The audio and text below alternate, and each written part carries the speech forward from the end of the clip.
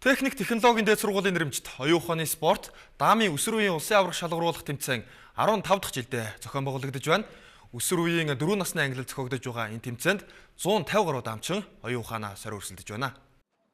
Монгол Косийн сургуулийн дэргэдэх Алтан күү клуб техник технологийн дээд сургууль хамтран зохион байгуулж байгаа тэмцээнд 100 буудал даамын түргэн тоглолтын дэлхийн аварга хүслэн дэлхийн аваргын тэмцээний мөнгөн медальт Сүхбат мөнгөчин нарын дэргүүтээ шилдэг даамчид оюун ухаанаа оролдууллаа.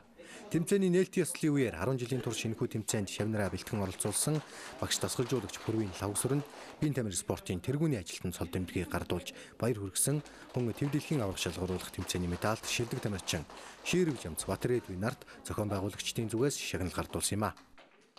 Миний амжилтууд болохоор 2013, 14 оны улсын аваргын 3 удаагийн мөнгөн медаль, залуучдын улсын аваргын мөнгөн медаль, Азийн аваргын 100 буудалд болон 64 буудалд даамын хос алтан медаль ийм амжилттай байгаа. Цаашдын зорилго залуучдын дэлхийн аварга болох байгаа. Дэлхийн аварга, Азийн аварга төрсөн спортын мастер төрсөн. Энэ жил 15 дахь жилээс нь бол одоо манай техник технологийн дээд сургууль цаашдаа өөрийн нэрмжит тэмцээн болоод ивент итгэхэд явагдаж байна. Өнөөдөр бол одоо манай сургуулийн байранд манай сургууль одоо бүх шагналыг ивент. Яагаад гэвэл ойлгомжтой манай сургууль инженеруудыг оюун ухаанлаг хүмүүсийг одоо сургадаг. Цаашдаа энэ даамаар хичээлж байгаа хүмүүс маань бүгд одоо инженерууд Монгол улсынхаа одоо бүтээн байгуулалтад оролцсон одоо мэргэжилтэй хүмүүс болон тийм болохоор зэрэг бид бол бодлогоор ивент итгэхэд оролцоод явна.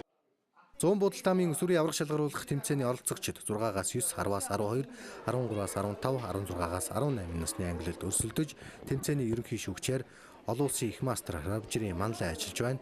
Өнөөдөр 5 хүртэлх хөргийн тоглолтууд болж маргааш шийдвэрлэх хөргүүд явагдсанаар 15 дахь удаагийн тэмцээний аваргууд тодорно.